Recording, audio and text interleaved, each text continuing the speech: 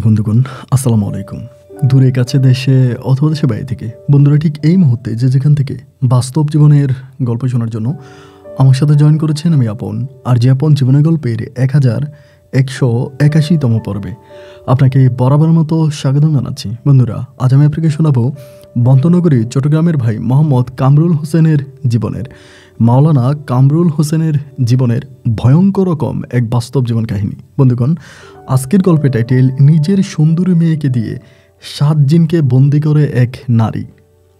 নিজের সুন্দরী মেয়েকে দিয়ে 7 জিনকে বন্দি করে মা।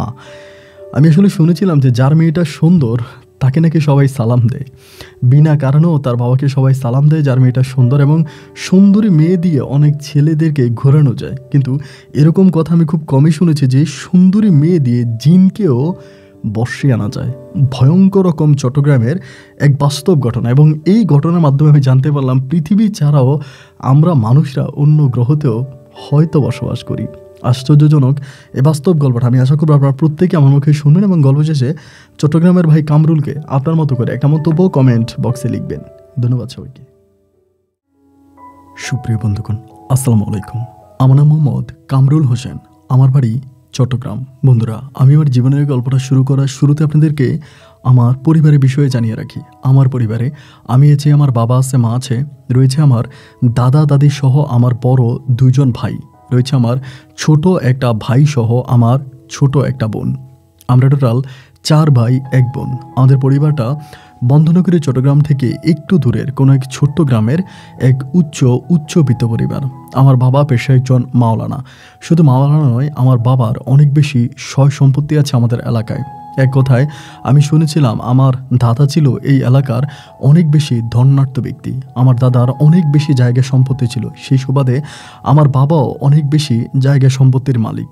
কিন্তু জায়গা সম্পত্তির মালিক হওয়ার পরে আমার বাবা ছিলেন একজন ভালো মাপের মাওলানা। 5 ওয়াক্ত নামাজ পড়তেন, দিনের কাজ করতেন, এবং ইসলামের পথে আমার বাবা নিজের জীবনকে মিলিয়ে দেয়। আমি খুব ছোটোবেলা থেকে দেখে আসছি মসজিদে আজানের শব্দ শুনলে আমার বাবা শত ব্যস্ততার মাঝেও দৌড়ে মসজিদে ছুটে যেত, 5 ওয়াক্ত নামাজ পড়তো, রোজা রাখতো, দিনের পথে চলতো। আমাদের পরিবারটা একটা ধর্মীয় এবং ধার্মিক পরিবার বলাই চলে। আমি আমার জীবনের গল্পটা আমার শিক্ষা জীবন থেকেই শুরু করি। আমি আমার শিক্ষা জীবনে অনেক ভালোভাবেই কাটাই। আমার বড় যে ভাইয়েরা ছিল তারা সবাই মোটামুটি উচ্চশিক্ষিত, তাদের সাথে আমিও খুব মনোযোগ দিয়ে পড়াশোনা করি। আমার ছোট ভাইয়ের ছোট বোনটাও পড়াশোনার প্রতি খুব ভালো ছিল। আমি আমাদের এলাকারই কোনো একটা মাদ্রাসা থেকে আমার পড়াশোনা শুরু করি, এবং খুব কম সময়ে আমি আমার শিক্ষা জীবনের সমাপ্তি ঘটাই। একটা সময় আমি চাকরির জন্য বিভিন্ন জায়গায় দরখাস্ত করি। আমার আব্বার ইচ্ছে ছিল আমি একজন বড় মাপের মাওলানা হব বা বড় মাপের টাইটেল পাস কিছু হব। কিন্তু আমার ভিতর হঠাৎ করে কেন জানি মনে হলো আমি শিক্ষকতা করব।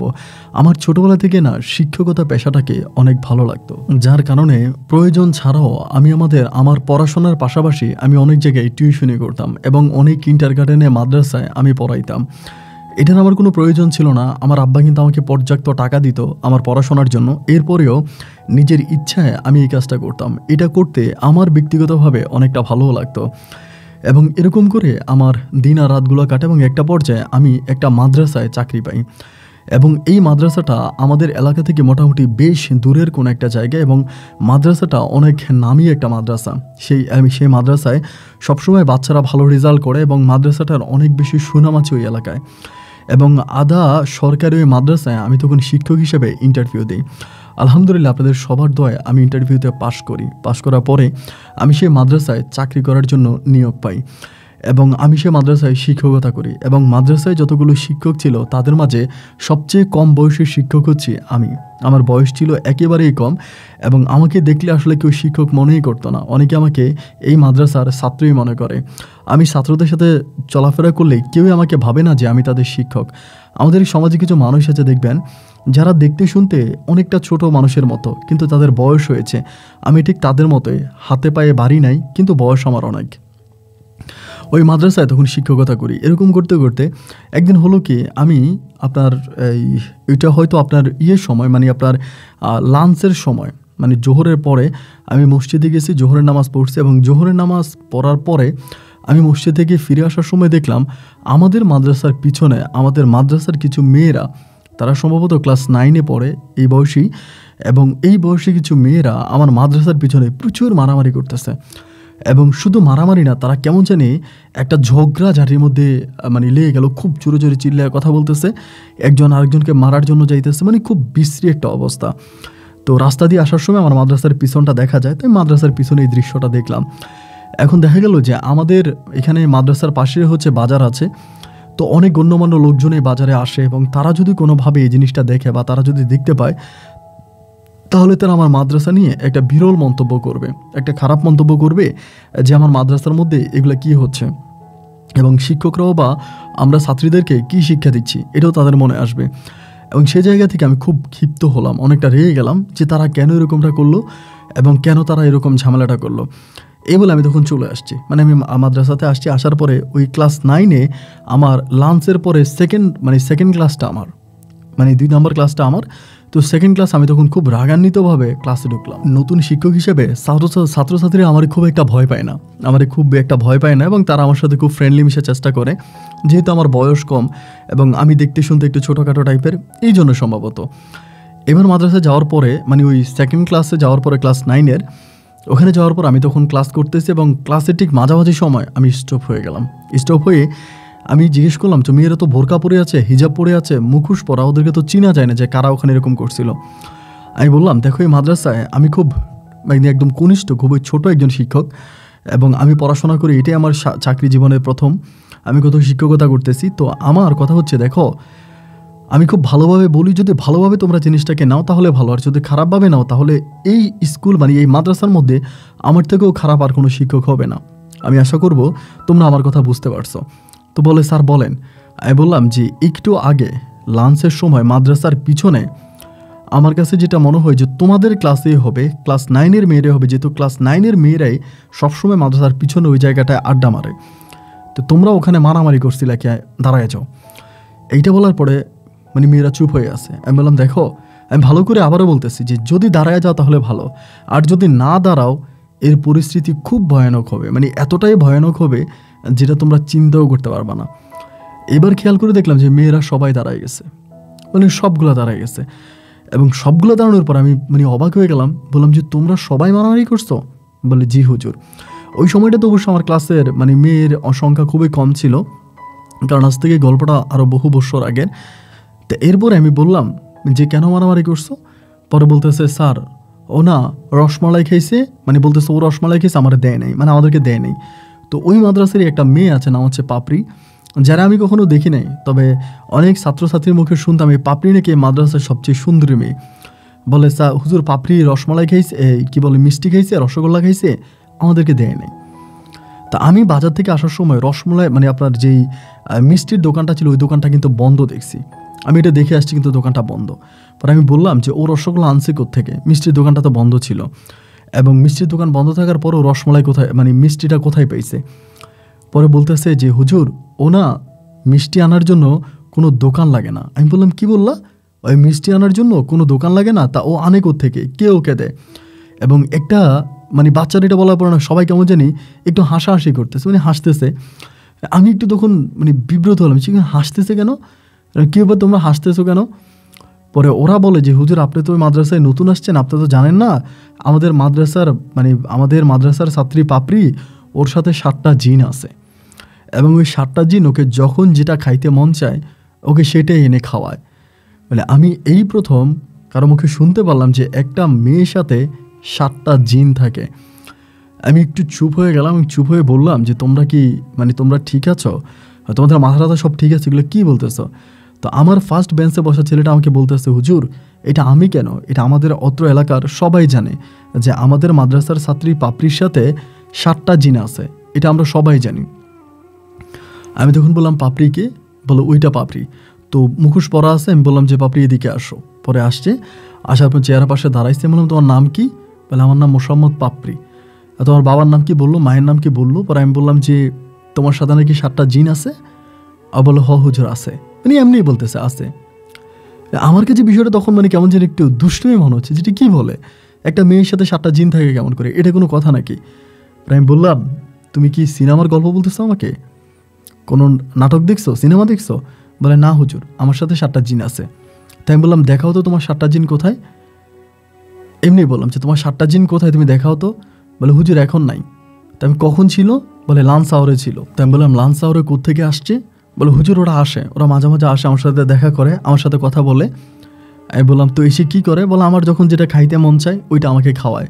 তাই আমি বললাম তো কী খাইতে মন চাইছিল তোমার আজকে? বলে আমার রসগোল্লা খাইতে মন চাইছিল। তো আমাকে 1 প্যাকেট রসগোল্লা এনে দিছে।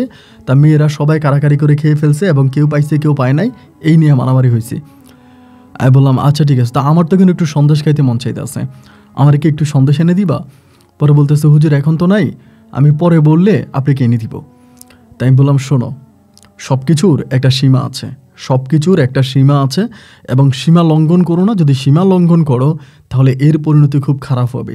তোমরা যে মাদ্রাসার পিছনে এইভাবে দুষ্টমি করেছো, তোমরা মাদ্রাসার বড় মেয়ে, ক্লাস 9-এর মেয়ে, মানে অনেক বড়, বিয়ের বয়সে তোমরা, এবং তোমরা যদি মাদ্রাসা এরকম বিশৃঙ্খলা করো তাহলে আমাদের মাদ্রাসার পাশে একটা বড় বাজার আছে, ওই বাজারের লোকজনরা কি বলবে? সবাই বলবে যে আমরা বাচ্চাদেরকে কি শিক্ষা দিচ্ছি বলো, তোমরা কেন তোমাদের শিক্ষকদেরকে অপমানিত করতেছো।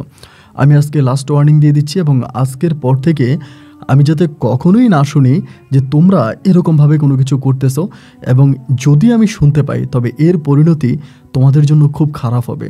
আমি ভালোই ভালোই বললাম, তোমরা কথাটা ভালোই ভালোই নিও। এই বলে আমি তখন বললাম যে এই মেয়ে, গুজবি কথাবার্তা বাদ দাও, তুমি তোমার ক্লাসে যাও।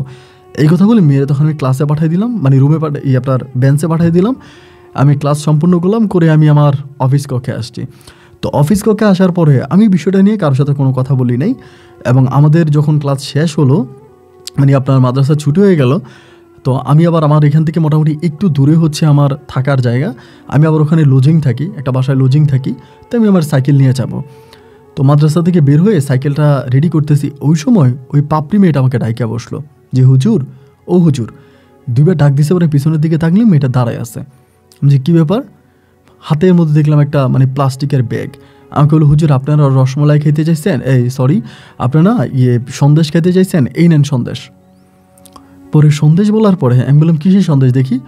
ও তখন হাত থেকে আমি প্লাস্টিকটা নিলাম, প্লাস্টিকটা খুলে দেখতেছি মানে আপনার নারিকেলের নাড়ু টাইপের এরকম গোল গোল সন্দেশ। আমি দেখলাম তুমি এগুলো কই পাইছো? বলে হুজুর আমার সাথে আমার কাছে এরা আসছিল, এবং আসার পর আমি ওদেরকে কানে কানে বলছি যে আপনি এটা খাইতে চাইছেন, তো ওনারা আমাকে এনে দিছে। আমি ওর কথাটা শুনে অবাক হয়ে গেলাম।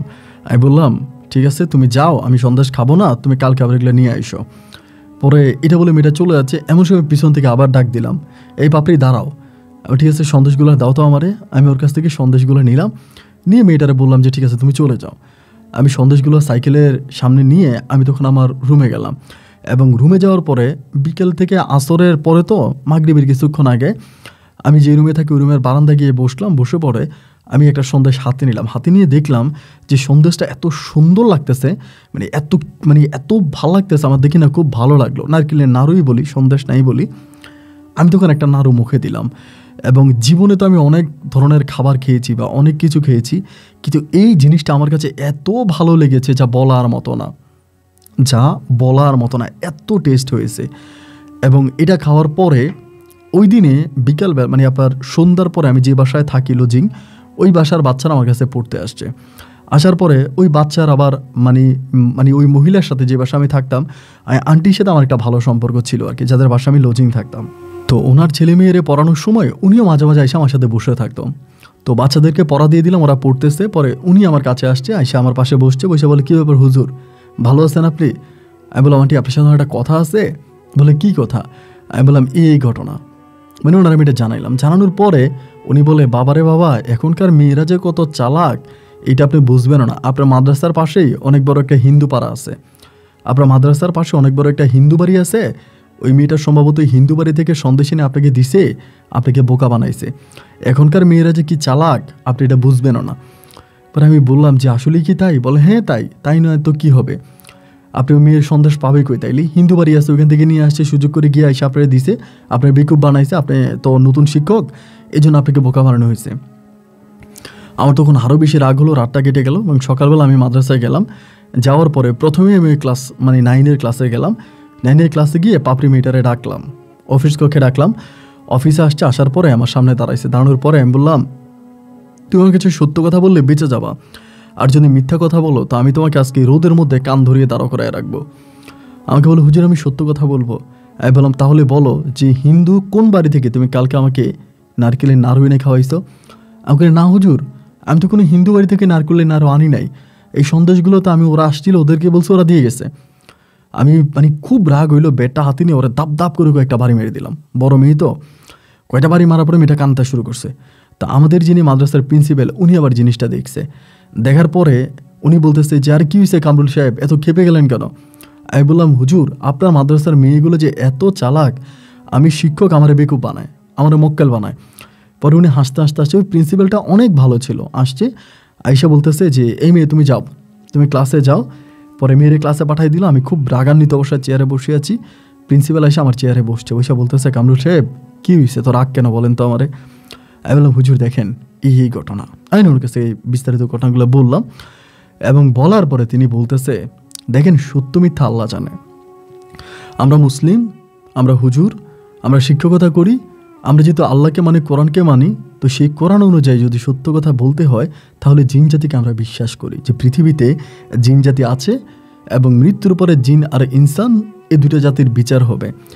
এখন লোকমুখে শুনে কোনটা সত্য কোনটা মিথ্যে এটা আমি জানি না, আমি বহু লোকের মুখে শুনি যে এই মেয়ের মা অনেক বড় মাপের একজন কবিরাজ, সে বিভিন্ন মানুষের অনেক মানে কথা বলতে পারতো, এবং সে যে কবিরাজিটা পাইছে এই কবিরাজিটা তার মেয়েকে দিয়ে পাইছে, মানে পাপড়িকে দিয়ে পাইছে।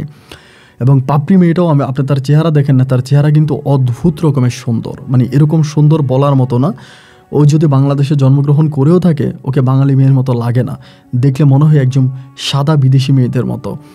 তো ওই মেয়েকে দিয়েই তার মা কেমনে কেমনে 7টা জিনকে বসে এনে মানুষের সাথে এই ধরনের চালান দিয়ে কাজ টাজ করে এগুলো করে, এগুলো আমরা শুনে আসছি। এখন এই সুবাদেও হতে পারে যে মেয়েটাকে জিন জাতি দিয়ে গেছে, মেয়েটা হয়তো আপনাকে দিয়েছে। আমি বললাম হুজুর আপনি এই সময়ও এসে এগুলো বিশ্বাস করেন, এসব গাল গল্প কথা আপনি বিশ্বাস করেন, এগুলো বিশ্বাসের কথা? আমাকে বলে কামরুল সাহেব আমি জানি না, আপনি ভালো বোঝেন আমার চেয়েও, ঠিক আছে আপনি এটা বিষয়টা চিন্তা করেন, আমি এটা জাস্ট আপনাকে জানালাম। এই কথা বলে ক্লাসটা মানে আমি সারাটা দিন এটা চিন্তা করতেছি কী হইতেছে আমার সাথে, এবং আসলেই কি সেই নারকেলের নাড়ু আমাকে দিছে কি না, মানে কোত্থেকে আনছি, জিনিসটা আমার ভিতরে খুব কঠিনভাবে খেলতেছে, মানে অনেকভাবে। সারাটা দিন কেটে গেল এবং আমি ক্লাস 9-এর ক্লাসে গেলাম, ওদের ক্লাসও নিলাম, দিনটা কেটে গেল। এবং কেটে যাওয়ার পরে আমি তখন আস্তে আস্তে বিকেল হয়ে গেল, মাদ্রাসা ছুটি হইলো।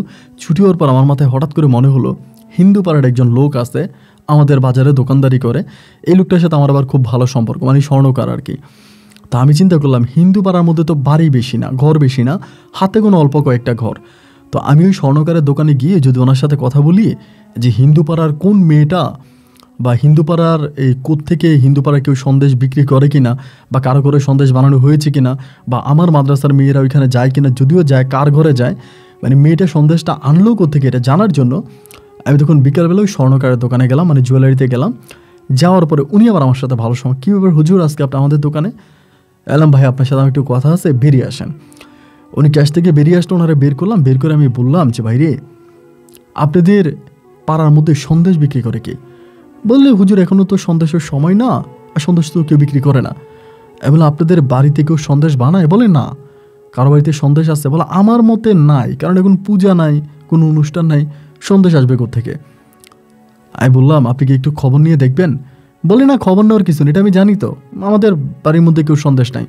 আমি বললাম না আমার মাদ্রাসার একটা মেয়ে আপনাদের হিন্দু বাড়িতে গিয়ে সন্দেশ এনে আমাকে দিচ্ছে। বলে না আপনাদের মাদ্রাসার মেয়েরা তো কোনোদিনও হিন্দু বাড়িতে যায় নাই, এবং হিন্দু বাড়িতে যাওয়া ওদের জন্য নিষেধ, আমরা নিজেরাই নিষেধ করেছি। ওরা ওরা যাতে আমাদের মানে আশেপাশে না আসে, আমার ধর্মীয় একটা বিষয়। তো হিন্দু পাড়ার দিকে কোনো দিনও মাদ্রাসার মেয়েরা যায় না। আপনি যেটা শুনেছেন যেটা বলেছে আপনাকে মিথ্যা বলছে। আমি বলি তাহলে আপনারা বলি আপনি একটু দাঁড়ান, এই ঘটনা। পরে আমি ওই পাপড়ি কথাটা বলছি, বলার মানে একটা হাসি দিয়ে উঠছে, হাসিতে আমাকে বলতেছে কামরুল সাহেব আপনি তো মাদ্রাসায় নতুন, এটা জানেন না, আসলে এই পাপড়ি মেয়েটার সাথে 7টা জিন আছে, এবং ওই 7টা জিন মেয়ে যখন যা বলে তাই শোনে, এবং যেটা খেতে মন চায় মেয়েরে খাওয়ায়, এবং মেয়েরে স্বর্ণ গয়না অলংকার অনেক কিছুই দেয়। এটা আমরা সবাই জানি, আমরা এই পাড়ার সবাই জানি, হয়তো আপনি বিষয়টা জানেন না। কথাটা শোনার পরে ভাই আমি মানে ওনার কথাটা আমি বিশ্বাস করে ফেলছি, কারণ উনি অনেক দিন ধরে এই বাজারে দোকানদারি করে, অনেক পুরনো একজন দোকানদার, তিনার অভিজ্ঞতা অনেক বেশি। তো সেই অভিজ্ঞতার আলোকে আমি বিশ্বাস করলাম যে না এটা সত্যি হতেও পারে। এরপর আমি গেলাম, রুমে গেলাম, আমার ওই লজিং বাড়িতে গেলাম। লজিং বাড়িতে যাওয়ার পরে কোনোভাবেই দুর্যোগের পাতাকে এক করতে পারতেছি না। যে এটা কীভাবে সম্ভব, একটা মেয়ের সাথে 7টা জিন আছে। এবং মানে আমার ভিতরে তখন কেমন জানি একটা মানে অন্যরকম কিছু একটা জাগলো যে আসলেই মেয়েটা কে, মেয়েটার সম্বন্ধে আমার খুব কৌতূহল মানে জাগলো। এবং কৌতূহল জাগার পরে এরপর দিন আমি পুনরায় আবারও মাদ্রাসায় গেলাম। যাওয়ার পরে আমি অফিস কক্ষের ভিতরে এই পাপড়ি মেয়েটার আবারও ডাকলাম। আমার ভিতরে তখন অনেক কিউরিয়াসিটি যে এই মেয়েটা কী তার পরিচয়, এবং এই জিনিসগুলো আমার খুব জানার ইচ্ছা। তো যার জন্য মেয়েটারে ডাকছে, ডাকার পরে মেয়েটা তখন আসছে, আইসা আমার সামনে দাঁড়ায় আছে। ও কিন্তু অনেক লম্বা না, কিন্তু অনেক সুন্দর আর কি। যাই হোক, আমি তো কখনো দেখি নাই, তবে অন্যের মুখে শোনা। পরে মাদ্রাসার সামনে আসছে, আইসা আমার সামনে দাঁড়াইছে। বলছি, তুমি কি আমার উপর রাগ করে আছো? বলে, না হুজুর। এবং আমার দিকে তাকায় কথা বলো, পর আমার দিকে তাকাইছে। তো এতদিন পর্যন্ত কিন্তু আমি তার চোখের দিকে কখনোই তাকাই নাই। এই প্রথম আমি তার চোখের দিকে তাকালাম। চোখের দিকে তাকানোর পরে আমি সত্যি সত্যি ভয় পেয়ে গেলাম। মানে তার চোখগুলোর মাঝে আমি ভয়ানক কিছু দেখতে পাইছি, যেটা আমি আপনাকে বলে বোঝাতে পারবো না। এবং দেখার পরেই মানে আমি জাস্ট চুপ হয়ে গেছি, মানে কোনো কথা বলি না। আমি বললাম, তুমি যদি কিছু না মনে করো, তোমাকে আমি একটা রিকোয়েস্ট করে রাখবা। এখানে তো মাদ্রাসা এখন অফিসে কেউ নাই, আমি কি চাইলে তোমাকে একটু দেখতে পারি, মানে তোমার মুখটা একটু দেখতে পারি? আমি তো তোমার শিক্ষক তো বাবার সমতুল্য। পরে বলে, আচ্ছা ঠিক আছে হুজুর। এটা বলেও তখন করে কি, ওর মুখের যে মাস্কটা আছে হিজাবের, ওইটাও খোলে। এবং আলহামদুলিল্লাহ, আমার জীবনে আমি এত সুন্দর মেয়ে দেখি না। আমার মনে হয় আল্লাহ তার একদম নিজের হাতে বানাই দিছে। এত যে সুন্দর বলার মতো না। আমি তার দিকে তাকে আমার চোখের দৃষ্টি সরতেছে না। আমি বললাম ঠিক আছে। মানে আমার তখন পুরোপুরি বিশ্বাস হয়ে গেল যে হ্যাঁ, এরকম কিছু একটা অবশ্যই হয়েছে, এবং পাপড়ি যা বলেছে তাই সত্য। আসলে ওর সাথে খারাপ কিছু আছে এবং ওর সাথে খারাপ জিন আছে। আমি তখন এটা বিশ্বাস করে ফেললাম, এবং বিশ্বাস করে আমি বললাম যে ঠিক আছে, তুমি ক্লাসে যাও, আমি তোমার সাথে এই বিষয় নিয়ে পরে কথা বলবো। ও তখন ক্লাসে চলে গেল। ক্লাসে চলে যাওয়ার পরে ভাই, এই যে মেয়েটারে এক নজর দেখলাম, ওই এক নজর দেখার পরেই না আমার ভিতরে এই মেয়েটাকে নিয়ে কেমন জানি আনচান করতেছে। এই মেয়েটাকে নিয়ে আমার ভিতরে ভালো লাগা কাজ করতেছে। মানে আমার কাছে মনে হচ্ছে যে, আপনি খারাপভাবে নেবেন না, মানে আমার মনে হচ্ছে আমি এই মেয়েটাকে বিয়ে করব। মানে আমি তো এখনো বিয়ে করি নাই, বাট আমার যদি বিয়ে হয় তাহলে আমি এই মেয়েটাকে বিয়ে করব, কারণ এত সুন্দর মেয়ে গোটা পৃথিবী খুঁজলেও পাওয়া যাবে না। তো আমার খুব ভালো লেগে গেছে। লেগে যাওয়ার পরে আমি এভাবে 2-3টা দিন কেটে গেল। এই পাপড়ির সাথে কিন্তু আমি আর কথা বলি না। এবার আমাদের মাদ্রাসার আরেকজন হুজুর আছে, ওনার সাথে আমার আবার ভালো সম্পর্ক, উনিও শিক্ষক। পরে ওনারা আমি প্রথমত এই বিষয়টা একটু জানাইলাম, যে আমি বললাম যে এই ঘটনা, আমি ওরে বিয়ে করতে চাই, আপনি কি বলেন? এমনি বলছি। বলার পরে তিনি খুব রহস্যজনকভাবে আমার মুখের দিকে তাকাইল। তাকায় বলতেছে, কামরুল হুজুর এগুলো কী বলেন? আমি বললাম, খারাপ কিছু বললাম নাকি? বলে, না, আমি ভাবলাম যে যেহেতু আমি মাদ্রাসায় শিক্ষকতা করি, মাদ্রাসার কোনো ছাত্রীকে বিয়ে করতে চাইছি, এজন্য উনি আবার রেগে গেল, বা ওনার কাছে বিষয়টা মাইন্ডে লাগছে, এমনও তো হতে পারে। পরে আমি বললাম, হুজুর আপনি কি মাইন্ড করলেন নাকি, মাইন্ড খাইছেন নাকি? বলেন, না মাইন্ড করি নাই, কিন্তু আপনি কি জানেন না কোনো কিছু? আমি বললাম, না জানি না, এই জন্য তো আপনাকে জিজ্ঞেস করি। বলে, ওই মেয়ের তো বিয়ে হবে না, ওই মেয়ের তো বিয়ে হবে না, আর ওই মেয়ের মা কখনো মেয়েকে বিয়ে দেবে না। এই মেয়ের সাথে 7টা জিন আছে, এটা কি আপনি জানেন? আমি বললাম, কি বলেন, 7টা জিন আছে? বলে, হ্যাঁ। তো বললাম, যাদের সাথে জিন আছে তাদের কি বিয়ে হয় না? বলে, হ্যাঁ হয়, কিন্তু আমি জানি না, আমার মনে হয় যে মেয়ের মা বিয়ে দিবে, তারপরে আপনি মেয়ের মায়ের কাছে বিয়ের প্রস্তাবটা পাঠাতে পারেন, দেখেন রাজি হয় কি না। পরে আমি বললাম, আচ্ছা ঠিক আছে। এরপরে আমি এর পরের দিন আমি যে আন্টির বাসায় থাকতাম, যার বাসায় লজিং থাকতাম, ওই আন্টিকে আমি পুরো ঠিকানাটা লিখে দিয়ে আমি বললাম, আমি মাদ্রাসায় যাচ্ছি, আপনি বিয়ের প্রস্তাবটা নিয়ে যান, বিয়ের প্রস্তাবটা নিয়ে যান এবং আমার সম্বন্ধে সব কিছু বলবেন, দেখেন উনি কী বলে। তো আমি তো সারাটা দিন মাদ্রাসায় আসি, মাদ্রাসায় থেকে গেলাম। ওই সময় আমার মোবাইল ফোনের ব্যবস্থা নাই, যে মোবাইল ফোন ছিল, আজ থেকে আমার বহু বছর আগের ঘটনা, ওই সময় মোবাইল ফোন ছিলই না। পরে আন্টি তখন গেল। আন্টি যাওয়ার পরে কী হয়েছে জানি না, আমি সারাদিন মাদ্রাসায় ক্লাস করি। বিকেলবেলা বাসায় যাওয়ার পর আমি আন্টিকে ডাকলাম, আন্টি কী হইলো, আপনি গেলেন, কি নিউজ পাইলেন? পরে উনি বলে, প্রথমত আমাকে বলে, বাবা তুমি যে আমাকে বলছিলাম মেয়েটা তোমাকে নারিকেলের নাড়ু বা সন্দেশ এই টাইপের কিছু এনে দিয়েছে, আমি যে বলেছিলাম এটা মনে হয় হিন্দু পাড়া থেকে আনছে, আসলে মেয়েটা হিন্দু পাড়া থেকে আনে নাই, এই মেয়েটার সাথে আসলেই 7টা জিন আছে। এইটা আমি আজকে মেয়ের বাড়িতে গিয়ে বিষয়টা ক্লিয়ার হয়ে আসলাম। আমি বললাম, 7টা জিন আছে কি নাই এটা তো আসলে দেখার বিষয় না, বা এটা তো জানার বিষয় না। আমি আপনাকে পাঠাইলাম যে মেয়েটার আমি পছন্দ করি, আমি তার বিয়ে করতে চাই, এই বিষয়ে কথা বলার জন্য। তা আপনি কি এই বিষয়ে কথা বলেছিলেন? বলে, হ্যাঁ হুজুর, আমি এই বিষয়ে কথা বলেছিলাম, এবং আমি তো এই বিষয়ে কথা বলার জন্যই গিয়েছি। আমি তখন বললাম, তাহলে তো বেশ ভালো, তো কি আপডেট দিল, আপনি কি আপডেট পাইলেন আমার একটু জানান। পরে আমারে বলতেছে যে, হুজুর কি বলবো, আপনারা বলতেও তো আমার কেমন জানি লাগতেছে, এবং বুঝতে পারতেছেন আপনাকে কিভাবে বলবো। আসলে মেয়ের মা এই মেয়েকে আপনি কেন কারো কাছেই বিয়ে দেবে না। আমি বললাম কেন কারো কাছে বিয়ে দেবে না কেন? ওনার মেয়ে, উনি জন্মাইছে, মেয়ে পৃথিবীতে আসছে, মেয়ের বিয়ে দেবেন? উনি বলে যে এই মেয়ের বিয়ে উনি কখনোই দিবে না, কারণ এই মেয়ের বিয়ে যদি উনি দেয় তাহলে ওনার কবিরাজি বন্ধ হয়ে যাবে, এবং মেয়েকে দিয়ে উনি এই কবিরাজিগুলো করে। আমি তখন কথাটা শুনে খুব অবাক হয়ে গেলাম যে একটা মেয়ের দিয়ে কীভাবে কবিরাজি করতে পারে, এটা আদৌ কি সম্ভব, এবং সম্ভব যদি হয় তা কীভাবে সম্ভব? অনেক প্রশ্ন আমার মনের মাঝে এই বিষয়টা নিয়ে নাড়া খাচ্ছে, অনেক প্রশ্ন আমার মনে জাগতেছে। আমরা আচ্ছা ঠিক আছে, সমস্যা নাই। এবং এই মেয়ে তখন বললাম যে তাহলে কি আমি মেয়েটাকে বিয়ে করতে পারবো না? বলেন না, আপনি না এই মেয়ে কারো কাছেই বিয়ে দেবে না, ওনার মেয়েকে উনি কারো কাছেই বিয়ে দেবে না। যদিও এরপরে আমি আরও কয়েকজনকে দিয়ে আস্তে আস্তে করে ওই বাড়িতে বিয়ের প্রস্তাব পাঠাইছিলাম, এবং যাতে বিয়ে হয় আমার সাথে বিয়ে দেয় এরকমভাবে। এবং শুধু তাই নয়, আমি আমার পরিবার থেকে পর্যন্ত আমার একদম বড় ভাইয়ের বউ আছে, বড় ভাইয়ের বউ আর আমার মাকেও আমি মেয়ের পরিবারে পাঠাইলাম যাতে আমার কাছে মেয়েটাকে বিয়ে দেয় এবং বিয়ের প্রস্তাব নিয়ে। কিন্তু সেখান থেকেও আমি প্রত্যাখ্যিত হলাম। এবং আমার মা আমার ভাবি যাওয়ার পরেও মেয়ের মা ডিরেক্টলি আমার ওই আন্টিকে যেটা বললো ওইটা আমার মাকে আর আমার ভাবিকে বলছে যে ওনার মেয়ের উনি কখনো বিয়ে দেবে না, এবং এই চেষ্টা করেও কোনো লাভ না, ওনার মেয়ের উনি বিয়ে দিবে না এবং ওনার মেয়ের খারাপ কিছু সমস্যা আছে, এইগুলো উনি বলে দিছে। আমার ভাবি আর আমার মাও তখন আমাকে বললো যে না, তারা বিয়ের প্রস্তাব নিয়ে গেছে, মেয়ের মা পুরো বিয়ে প্রত্যাখ্যান করছে। এভাবে মাস তিনিকের মতো আমি বিভিন্ন লোক দ্বারা আমি বিয়ের প্রস্তাব পাঠাই, কিন্তু কোনোভাবেই কোনো কাজ হয় না হওয়ার পরে একদিন আমি এই পাপড়ির সাথে ক্লাসরুমের মধ্যেই একটু বসে গোপনে কথা বলি বলতে যে ক্লাসের অনেক বাচ্চারাই আছে, তো পিছনের সিটগুলো তো খালি আছে। ক্লাস চলাকালীন সময় আমি তখন পাপড়ির এই পিছনে ডাইকা নিয়ে আমি চেয়ারে বসে ও দাঁড়াই থাকে। পরে আমি ওরা জিজ্ঞেস করেছে, পাপড়ি তোমাকে হুজুর কয়টা কথা জিজ্ঞেস করি, আমাকে সত্য সত্য বলবা। আমাকে বলে হ্যাঁ হুজুর, আমি সত্য সত্য বলবো। আমি বললাম তুমি কাউরে পছন্দ করো, কারোর সাথে তোমার ভালোবাসা আছে? ও বলে হ হুজুর আছে। কে এটা? বলে ওরা তো একজন না, ওরা 7 জন। যখন 7 জন বলে তখন আমি বুঝে যাই যে জিনের কথাই বলবে। আমি বললাম যে না, আমি তোমাকে ওই জিনের কথা জিজ্ঞেস করি নাই, এই জিনগুলা ছাড়া আর কারোর সাথে কি তোমার কোনো সম্পর্ক আছে জিনগুলো ব্যতীত? বলে না, আমি তো ওনাদের সাথে কথা বলি, ওনাদের সাথেই থাকি, ওনাদের সাথে আমার সব কিছু, ওনারা ছাড়া তো আমি কারোর সাথে কথাও বলি না ঠিক মতো, মাদ্রাসার বিষয় ছাড়া। তা এছাড়া আর কারোর সাথে আমার কিসের সম্পর্ক থাকবে?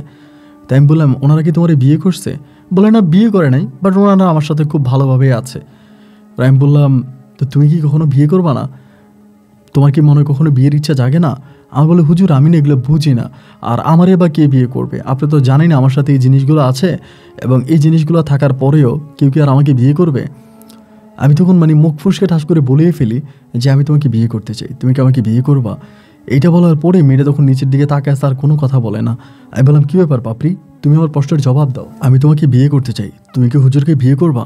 পরে আমারে বলে হুজুর আপনি তো মাদ্রাসায় শিক্ষকতা করেন, আপনি দেখতে শুনতে অনেক ভালো, এবং আমি অনেকের মাঝে এটাও শুনছি আপনারা নাকি অনেক বড় লোক, আপনাদের নাকি অনেক টাকা পয়সা, অনেক জায়গায় সম্পত্তি, তা আপনি আমার মতো এরকম দোষী একটা মেয়েরে কেন বিয়ে করবেন? আমি বললাম দোষী? কিসের দোষী? বলে আমার একটা দোষ আছে না, যে আমার সাথে 7টা জিন আছে, এর চেয়েও বড় দোষ একটা মেয়ের আর কী হতে পারে বলেন? আমি বললাম দেখো তোমার সাথে 7টা জিন আছে কি নাই এটা তুমি জানো আর আল্লাহ জানে, এই বিষয়ে আমি কোনো কিছু বলতে চাই না। এখন কথা হচ্ছে আমি তোমাকে বিয়ে করতে চাই, তুমি এটার আমাকে একটা উত্তর দাও। আমি বলি হুজুর আমি এমন একটা মানুষ, স্বাদ আছে সাধ্য নাই, আমারও ইচ্ছে করে, আমার অনেক বান্ধবীরাই প্রেম করে, অনেকে ভালোবাসে, অনেকের সাথে সম্পর্ক করে, তা আমার মনে অনেক সময় ইচ্ছা জাগে যে কারোর সাথে কোনো একটা প্রেমের সম্পর্কে জড়াবো, কাউকে ভালোবাসবো বা প্রেম প্রীতি করার ইচ্ছা আমার মনেও জাগে। কিন্তু আমার সাথে কি আর প্রেম হবে বলেন? আমার তো এরকম সমস্যা আছে, এরকম সমস্যা জানা পড়তো কেউ আর আমার সাথে প্রেমও করবে না, আমাকে বিয়েও করবে না। আমি বললাম আমি যে তোমাকে একটু আগে বললাম আমি তোমাকে বিয়ে করবো, পরে আমাকে বললো হুজুর আপনি কি আমার মন চাচ্ছেন না সত্যি বলতেছেন? আমি বললাম আমি সত্যিই বলতেছি। পরে বলে ঠিক আছে, তাহলে আমাদের বাড়িতে বিয়ের প্রস্তাব পাঠান। আমি বললাম তোমাদের বাড়িতে বিয়ের প্রস্তাব পাঠানো হয়েছে, কিন্তু তোমার আম্মা প্রত্যাখ্যান করছে, তোমার আম্মা বলছে তোমাকে কারো কাছে বিয়ে দেবে না। বলে হ্যাঁ হ্যাঁ হ্যাঁ এটাই সত্য, আসলে মা আমাকে কখনো বিয়ে দিবে না, কারো কাছেই না, আম্মু আমার বিয়ে কখনোই দিবে না, সুতরাং এই চেষ্টা করে কোনো লাভ নাই। আমি বললাম দেখো কোনটা লাভ আছে কোনটা লাভ নাই এটা হচ্ছে পরের কথা, মেয়ে হয়ে যখন দুনিয়াতে তুমি জন্মেছ তোমার বিয়ে অবশ্যই হবে, কেউ না কেউ তোমার বিয়ে করবে, আল্লাহ জোড়া বেঁধে সবাইকে পৃথিবীতে পাঠাইছে, সো তোমারও একটা জোড়া আছে। পরে আমারে বলতেছে হুজুর আমি এগুলো বুঝি না। আর আমি বললাম ঠিক আছে, এই যে আমি তোমাকে প্রস্তাব দিয়েছি এটা তুমি কিন্তু কখনোই কারো কাছে শেয়ার করবা না, কাউকেই বলবা না, এবং এটা বললে কিন্তু খুব সমস্যা হবে, বলবা না তো? আমি বললাম আচ্ছা ঠিক আছে হুজুর, আমি কাউকেই বলবো না। আমি বললাম তোমার সাথে যে জিনগুলো আছে ওনাদেরকেও না? বলবো না, তো সব কিছুই জানে। আমি বললাম যদি জানে তো জানো, কিন্তু তোমার থেকে বলার দরকার নেই। আমার বলা আচ্ছা ঠিক আছে হুজুর, আমি কাউকেই বলবো না। এবং ওই দিন এটা কেটে গেল, এবং এরপরে আমি প্রতিদিনে সময় পাইলে ওর সাথে মাঝে মাঝে 1 মিনিট 2 মিনিট 3 মিনিট এরকম করে করে একটু কথা বলি। যেখানে পাই ওখানে ডাইকা বসাই, এই পাপড়ি কেমন আছো, কী করো, ভালো আছো কি না, এটা ওইটা বলে আমি আস্তে আস্তে আস্তে আস্তে করে ওর সাথে অনেক কথা বলি। এবং এরকম করে কথা বলতে বলতে বলতে বলতে ওর ভিতরেও না আমাকে নিয়ে এক ধরনের একটা ভালো লাগা কাজ করতে শুরু হয়। এবং সেই ভালো লাগা থেকেই ওই পাপড়ি মেয়েটাই আমাকে ভালোবাসতে শুরু করে। আমি বুঝতে পারি চিঠিপত্রের মাধ্যমে আমাদের সাথে একটা প্রেমের সম্পর্ক শুরু হয়। ও আমাকে চিঠি লেখে এবং এই চিঠিতে ওর মনের মাধুরীতে মিশিয়ে রাখা মনের কথাগুলো চিঠির পাতায় ও লিখে পাঠায়। আমি এগুলো পড়ি এবং আবার একইভাবে আমি তার জন্যও চিঠি লিখি। এটা কিন্তু মাদ্রাসার কেউই জানে না। এইভাবে চিঠি লেখালেখি করতে করতে প্রায় 2-3 মাসের মধ্যেই ওর সাথে আমার মোটামুটি একটা প্রেমের সম্পর্ক গভীরভাবে শুরু হয়ে যায়। এবং সেই সম্পর্কের সূত্র ধরে আমি হাঁটি হাঁটি পা পা করে সামনের দিকে যাচ্ছিলাম। দিন যত পার হচ্ছিল আমার প্রতি ওর ভালোবাসার মাত্রাটা ঠিক ততটাই বাড়তেছিল। এরকম করতে করতে একদিন আমি বললাম, পাপড়ি তোমার পরিবার তো কখনোই তোমাকে আমার কাছে বিয়ে দেবে না, তোমার মা তো ডিরেক্টলি বলেই দিয়েছে। তবে আমাদের ভালোবাসার ভবিষ্যৎ কী, আমরা কিভাবে একজন আরেকজনকে পাবো, আমরা কিভাবে একজন আরেকজনের সাথে সারাটা জীবন থাকতে পারি? পরে আমার দিকে তাকিয়ে থেকে বলতেছে, আপনি কি বলতে চান, আপনি যেটা বলবেন আমি সেটাই করব। আমি বললাম তুমি একদিন আমার সাথে চলো, আমি তোমাকে ডিরেক্টলি আমার পরিবারে নিয়ে যাই এবং আমার পরিবারে নিয়ে আমি তোমাকে ওখানে বিয়ে করে ফেলবো। ও তখন বলতেছে, না হুজুর এটা কি সম্ভব, আমার মা মনে কষ্ট পাবে না? আমি বললাম আরে না, তোমার মতো তোমাকে স্বইচ্ছায় কখনোই বিয়ে দিবে না, সো তোমার মায়ের মনে কষ্ট দিয়ে তো তোমাকে বিয়ে করতে হবে, তাই না? পরে ও হাসতেছে। আমি বললাম আমি কিন্তু একদিন তোমাকে হঠাৎ করে নিয়ে চলে যাব। তো ও বলে আচ্ছা ঠিক আছে নিয়েন। এরকম করতে করতে ঠিকই একদিন আমি হঠাৎ করে ওটা বললাম যে পাপড়ি চলো, মানে আমি কিন্তু ওই মাদ্রাসায় চাকরির আশা ছেড়ে দিয়েছি, মানে এই মাদ্রাসায় আমি আর চাকরি করবো না। আর ওর মতো মেয়েরে যদি বউ বানানো যায় তাহলে আমার আর চাকরি বাকরির কোনো কিছুই প্রয়োজন নেই, কারণ ও এত সুন্দর। পরে আমি একদিন সকালবেলাও যখন মাদ্রাসায় আসছে আমি বললাম পাপড়ি চলো। আমার বলে কই? আমি বললাম আমাদের বাড়িতে। বলে হুজুর আপনি এগুলো কী বলেন? আমি বললাম কী বললাম মানে? ঠিকই তো বললাম। কেন তুমি কি আমাকে বিয়ে করবা না? বলে না হুজুর তা তো করবো, আমি তো মানা করি নাই, কিন্তু এখন কিভাবে? আমি বললাম এ ঠিক যেভাবে আসো এভাবেই। পরে বলে সত্যি? আমি বললাম সত্যি, তুমি আসো। ও তখন আমার ডাকে মাদ্রাসা থেকে বেরিয়ে যায় এবং বেরিয়ে যাওয়ার পরে আমি ওকে নিয়ে ডিরেক্টলি হচ্ছে বাজারে যাই, একটা রিক্সা নিই এবং এই রিক্সা নিয়ে আমি ডিরেক্টলি আমাদের স্ট্যান্ডে চলে যাই এবং স্ট্যান্ড থেকে আমি তখন আমাদের বাড়িতে চলে আসি। মাদ্রাসার মধ্যে কিন্তু আমার সাইকেলটাও রয়ে গেছে। এবং বাড়িতে আসি, বাড়িতে আসার পরে মানে বাড়িতে চলে আসি, আসলে আমার ভাবি আমার মা দেখে এবং তারা তো মেয়ে দেখে পাগল হয়ে যায় যে এত সুন্দর মেয়ে। বিকেলের মধ্যে আমার মা আর আমার ভাবি তখন কাজী ডেকে আনে এবং কাজী ডেকে আনে বিকেলের মধ্যে আমাদের বিয়ে সম্পূর্ণ হয়ে যায় এবং আমাদের বিয়ে হয়ে যায়। বিয়ে হয়ে যাওয়ার পর ওর মা কিন্তু বিষয়টা জানতো না এবং সেই রাতের মধ্যে আমার মা আর আমার ভাবিরা মিলে আমার বাসর ঘর তৈরি করে এবং আলহামদুলিল্লাহ সেই রাতে আমি পাপড়ির সাথে বাসর ঘর করি। কিন্তু বাসর ঘরের সময় একটা কথা বলে রাখি, পাপড়ি যাতে কেমন লজ্জা পাইতো, মানে অনেক বেশি লাজুক একটা মেয়ে ছিল। মানে কীরকম, মানে বিষয়টা বলি, অনেকগুলো পুরুষের সামনে মানে একটা মেয়ের সাথে শারীরিক সম্পর্কগুলি যেরকম হয় না, মেয়েটা লজ্জা পায়, ঠিক এরকমভাবে মনে হচ্ছে পাপড়ি যেন অনেকটা লজ্জা পাচ্ছে, অনেক লাজুক লাজুকভাবে আমার দিকে তাকিয়ে আছে, অনেক লজ্জা লজ্জা একটা ভাব। তা আমি না বুঝতে পারতেছিলাম না যে এতটা লজ্জাও কেন পাচ্ছে। এরপরেও বাসর কাটলো, কাটার পরের দিনে দুপুরবেলা ওর মা আমাদের বাড়িতে পাপড়ির মা, এবং পাপড়ির মা আমাদের বাড়িতে এসেই বড় হামকে ধামকে দিতে শুরু করছে। আমি ঘরের মধ্যে, এই হুজুর তো আর আমাকে চিনে না, আমি কত খারাপ, আমাদের এলাকার মাদ্রাসায় এত মাস শিক্ষকতা করে আসছে, এই হুজুরকে আমার বিষয়ে জানে না, আমি কতটা খারাপ, আমি চাইলে কি করতে পারি, কোন সাহসে এই হুজুর আমার মেয়েকে নিয়ে পালায়ে চলে আসলো, এই হুজুরকে বের করে নিয়ে আসেন, আমি এই হুজুরের সাথে কথা বলবো, ওনার এত বড় সাহস কোত্থেকে হলো, উনি আমার মেয়েকে কীভাবে ভাগায় নিয়ে আসলো। এরকমভাবে হুমকি ধুমকি ধমকাধমকি মানে অনেক কিছুই করতেছে। আমি কোনো কিছু বলি না, আমি চুপচাপ ঘরের মধ্যে আসি। পরে আমার মা বেরোইছে, মা বেরোয় বলে যে বেআইন এরকম বলবেন না, আপনি ঘরের দিকে আসেন না। উনি ঘরে আসবেই না, উনি বলতেছে আমার মেয়েরে বের করে দেন, যা হবার হয়েছে আমি ওর মেয়েরে নিয়ে চলে যাব। আমার মা বলতেছে যা হবার হয়েছে মানে আপনি এটা কী বলেন, আমার ছেলের সাথে আপনার মেয়ের বিবাহ সম্পন্ন হয়েছে, এখন আপনার মেয়ের জামাই আমার ছেলে আর আমার ছেলের বউ আপনার মেয়ে, আপনি এখন চাইলেও তো মেয়ে নিতে পারবেন না। উনি বলে পৃথিবীর কোনো বিয়ে আমার মেয়েকে আটকায় রাখতে পারবে না, আমি আমার মেয়েরে ঠিকই নিয়ে যাব, আপনি আমার মেয়েরে দিয়ে দেন। এই পর্যন্ত সন্ধ্যা পর্যন্ত উনি এখানে থাকে এবং মাগরিবের আজান দিলে পরে উনি বলে আমি চলে যাচ্ছি, এই আপনার গোধূলি সন্ধ্যায় কিন্তু একটা কথা বলে যাই, আপনার ছেলেকে বলে দিয়েন আমার মেয়ে নিয়ে সে কখনোই সংসার করতে পারবে না। আমার মেয়েকে সে বিয়ে করছে তো তার পুরো জীবনটাই তছনছ হয়ে যাবে, এই জীবনে কখনোই আর শান্তি আসবে না। মনে রাখবেন শুধু ও না, আপনাদের পরিবারের শান্তি এই ছেলেটা নষ্ট করছে। আমি চলে গেলাম। এই বলে মাগরিবের আজানের পরেই উনি তখন আমাদের বাসা থেকে বেরিয়ে যায়। আমার মা, আমার ভাবি, আমার বাবা সবাই রিকোয়েস্ট করে আপনি যাইয়েন না, আপনি রাতে থেকে যান, আপনি আজকে থাকেন, কিন্তু উনি থাকেন না, উনি চলে গেছে। এবং উনি চলে যাওয়ার পরে সে রাতেও আমাদের পাপড়ির সাথে আমার কোনো ঝামেলা হয়নি, আমরা ছিলাম। এভাবে বেশ কয়েকটা রাত কেটে যাওয়ার পরে পাপড়ি যখন এরকম লজ্জা পাইতো, ঘরের মধ্যে একটু বেশি লাজুক হয়ে যাইতো। পরে আমি একদিন জিজ্ঞেস করলাম যে কী ব্যাপার, তুমি তো লজ্জা কেন পাচ্ছ, তুমি কেমন যেন অনেকটা লাজুক টাইপের, এত লজ্জা কেন পাচ্ছ? পরে বলে ওরা না দেখে, আমার লজ্জা লাগে। যে ওরা দেখে, ওরা কারা? বলে কারা জানেন না, যারা আমার সাথে আছে ওরা 7 জন। হ্যালো, ওরা 7 জন কী দেখে? বলে আমি আপনার সাথে শুয়ে আছি, এগুলো দেখে। আমি বললাম মানি সত্যি নাকি? বলে হ্যাঁ, এই যে এখন ওরা বসে আছে। যে বসে আছে কই? বলে ওই যে সোফার মধ্যে। আমি দেখেই না, তখন আমার বললাম যে কী বলতেছো, আমি তো সোফাতে কাউকে দেখতে পাচ্ছি না, সোফার মধ্যে তো কেউ নেই, তুমি এগুলো কী বলতেছো? পরে বলে আমি তো আপনাকে আগেই বলছি ওদেরকে আমি ছাড়া কেউ দেখে না, ওরা আসে, ওরা এগুলো দেখে, আমার লজ্জা লাগে, আমার খারাপ লাগে, তো আমি এগুলো করতে পারবো না। এরকম করে আমাকে তখন আস্তে আস্তে করে দূরে সরাই দিচ্ছিল। এবং আমার মা, আমার ভাবি, ইনারাও বলে মাঝে মাঝে পাপড়ি এরকম কার কার সাথে কথা বলে, অনেক পাগড়ি মাথায় দেওয়া হুজুর টাইপের লোকেরা আসে, আইসে ওরা ডাকে, ওর সাথে কথাবার্তা বলে আমি বাড়িতে না থাকলে।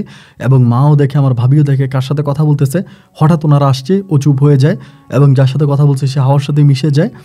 এরকম অলৌকিক অনেক ঘটনা আমার ভাবি আর আমার মা দেখছে।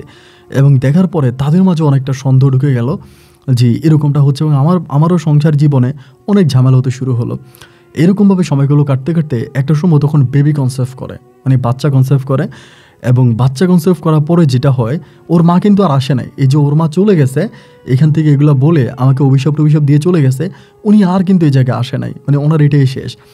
এরপরে আমি চিন্তা করতেছিলাম যে আমি ভাবতেছিলাম, নিজের মধ্যে চিন্তা করতেছি, যেহেতু প্রেগনেন্ট হলো, ওর পেটে বাচ্চা আসছে, এখন এই অবস্থার মাঝে যদি জিনগুলো ওর সাথে থাকে, জিনেরা তো বাচ্চা নষ্ট করার মধ্যে একদম প্রথম, হয়তো ওর পেটে বেবি আছে, আমার বেবিটা নষ্ট করে ফেলবে, বাচ্চাটা নষ্ট করে ফেলবে, অথবা ওর কোনো একটা ক্ষতি হয়ে যেতে পারে। আর সবচেয়ে বড় কথা হচ্ছে জিনগুলো 24 ঘন্টা ওর সাথে থাকে, আমি স্বামী স্ত্রী সম্পর্ক করে ওর সাথে থাকি, আমার নিজের কাছে অনেকটা লজ্জা লাগে এবং আমার বউ পাপড়ি অনেকটা লজ্জা পায়। তো এই জন্য যেভাবেই হোক বা যত দ্রুত সম্ভব হোক, আমি পাপড়ির কাছ থেকে জিনিসগুলো সরাই ফেলবো, এগুলো শরীরে রাখবো না। তখন আমি বাড়িতেই থাকতাম, কোনো কিছু করতাম না, বাড়ির মধ্যেই থাকতাম, আমার আম্মুর সাথে আব্বুর সাথে আমি তাদের সাথেই মিশে থাকতাম। তো যেহেতু আমাদের অনেক জায়গায় সম্পত্তি ছিল, আমার কোনো কিছু করারও তেমন প্রয়োজন ছিল না। এরপরে একদিন হলো কি, আমি আমার সাইকেলটা নিয়ে আমার এলাকা থেকে মোটামুটি অনেক দূরে আমার একজন কাকা আছে, কাকা বলতে উনি আমার থেকে অনেক সিনিয়র আর কি, উনি আবার এই ধরনের কাজগুলো করে, জিন বুধ বা এই ধরনের কাজগুলো করে।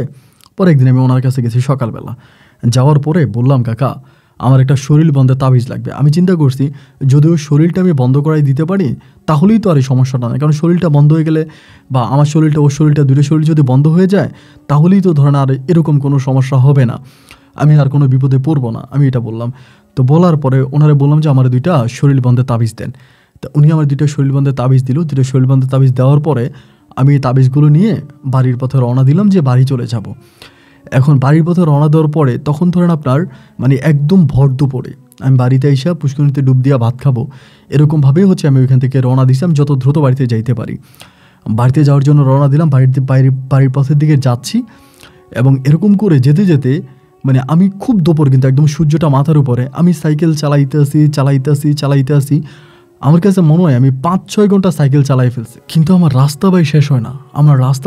আমি সাইকেলের প্যাডেলের উপর প্যাডেল মারতেছি, সামনের দিকে দুরন্ত গতিতে সরে যাচ্ছি, কিন্তু রাস্তা শেষ হয় না। এমন করতে করতে সূর্যটা তখন পশ্চিমের আকাশে হেলে পড়ছে। আমার ভিতর তখন ভয় ঢুকে গেল, কিরে আমি এত দূরে যাচ্ছি, রাস্তাঘাটে কোনো মানুষও দেখতে পাচ্ছি না, একটা কুকুরও নাই, কোনো ঘরও নাই, বাড়িও নাই।